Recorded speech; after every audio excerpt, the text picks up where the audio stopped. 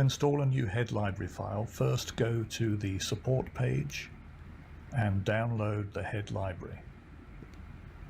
From your downloads folder, copy the heads.all file out to your USB stick, in my case named Dual.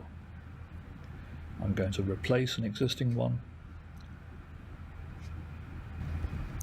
Then we're going to go to the Files menu, either on the software or on the console, and we'll insert the USB drive.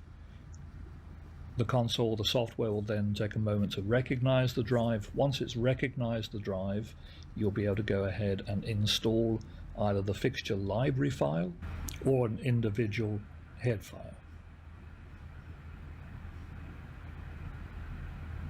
In our case, we're going to select the Dual USB, it's named Dual, and select heads.all. This will unpack the whole head library, and in about 10 to 15 minutes it'll be ready to use.